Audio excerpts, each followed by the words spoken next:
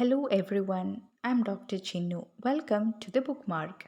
Bookmark is a series of classes that helps you to add on your preparations for various competitive examinations.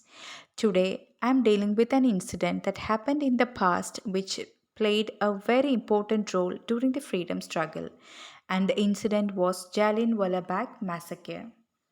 The Jallianwala Bagh is otherwise known as the Massacre of Amritsar. It happened on 13th April 1919. As of now, it is 103 years ago. It was a most brutal and a most heart-wrenching incident in India's quest of freedom struggle. It is considered as a dark chapter in the history of Indian struggle for freedom. The inhuman activity of the British raised nationalism in the blood of all the Indians alike. The massacre happened on a Baishagi day, which is a day of harvest and is also considered as New Year of Sikhs. The people of Punjab gathered at the Jallianwala Bagh near Amritsar, and it was a public place to celebrate the Baisagi Day, and a meeting was conducted for two purposes. The first one to repeal the Rowlatt Act, and the second to condemn the firing that happened on April 10.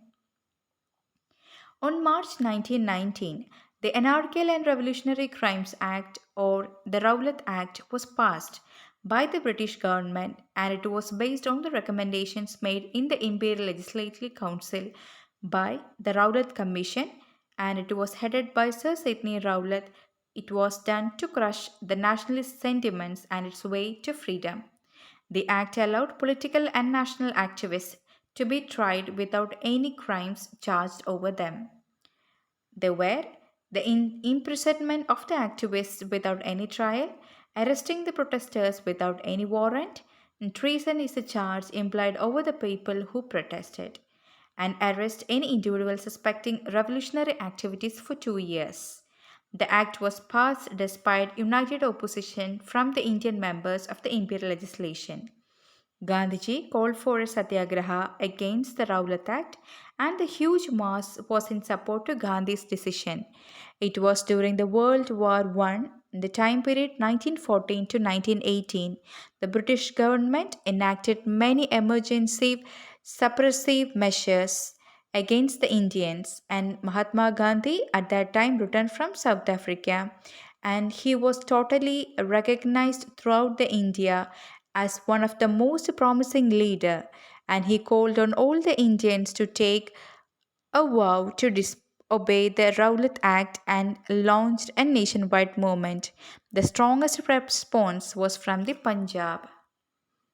Many leaders resigned from the imperial legislative councils, and some of the personalities were Madan Mohan Malaviya, Muhammad Ali Jinnah, and Masoor ul Haq. The protest spread throughout the country, and in Lahore, the largest city of Punjab, the protest was so immense. On date wise, on April 6, the Satyagraha was initiated. On April 9, two nationalist leaders, Saifuddin Kichlu and Dr. Satyabal, who inspired Hindu Muslim unity, were arrested by the British officials for organizing a peaceful protest against the Rowlatt Act. On April 10, thousands of people gathered to show solidarity with their leaders. Suddenly, police resorted to firing, and some protesters were killed and many injured. On April 13, unknowingly about the martial law and unaware about no rights to form any meeting or processions, people gathered in Jallianwala Bagh. Majority of the people came for the Harvest Day celebrations. The peaceful meeting was conducted by the people to condemn the Rowlatt Act and to demand their release. Brigadier arrived at the site. Englishmen surrounded the people, and the only one exit point was blocked and set fire over the unarmed and innocent people. The firing continued for 10 to 15 minutes and only stopped after the ammunition was exhausted. More than 500 people were killed and more than 1,500 were wounded. Among them, children, women, men were killed, and more than 1,650 rounds were fired. It was recorded that 150 bodies were extracted from the well at the center of the Jallianwala Bagh. To suppress the masses, martial law was maintained in Punjab. The whole part of India was shocked by the news, so protests were formed in depth. Rabindranath Tagore has renounced his knighthood in protest, and Mahatma Gandhi gave up the title Kaisar Hind. Gandhi withdrew the non cooperation movement on April 18. The Lieutenant Governor of Punjab, Michael O'Dwyer, supported the actions of Dyer. An inquiry committee was set under the name of the chairman, Lord William Hunter. The final report condemned Dyer's actions. Then the Secretary of State, Winston Churchill, condemned the incident, but no legal action was taken against him. Hunter Commission in 1920 directed General Dyer to resign from his appointment as a brigade commander. Udham Singh, who renamed himself as Ram Muhammad Singh Azad, was an Indian revolutionary belonging to the Ghadar party, and he was a witness of Jallianwala Bagh at the age of 20.